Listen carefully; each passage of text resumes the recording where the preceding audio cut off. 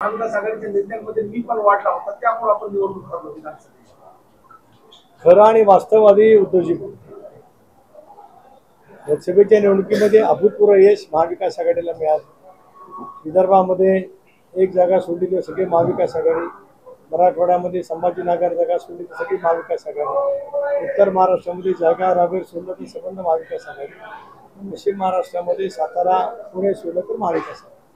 त्याच्यामुळे तुम्ही म्हणताय तो की राजकीय अहंकार शब्द वापरणार नाही, बिलकुल मला कोणाच्याबद्दल आकस नाही। एक त्यांना असं वाटतच गेलं, गृहीत धरलं जनतेला की लोकसभेच्या निवडणुकीची मोठ्या प्रमाणावरती पुनरावृत्ती होईल। एक 7-8 मुख्यमंत्री तयार झाले होते, 70-80 मंत्र्यांनी नवीन पत्रे शिवलेले होते, पण महाराष्ट्रातल्या जनतेने त्यांना त्यांची योग्य ती जागा राज्य पातळीवरती लागली।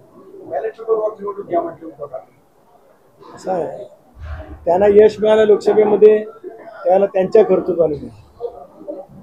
विधानसभेमध्ये त्यांचा दारुण पराजय झाला तर ईव्हीएम मुळे झाला।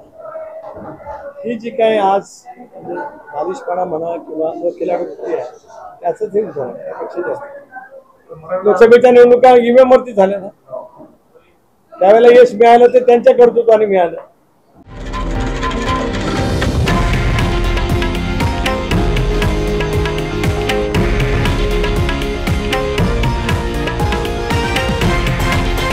हे आहे देशातील नंबर 1 न्यूज नेटवर्क आणि आपण पाहत आहात TV9 मराठी, एकमेव।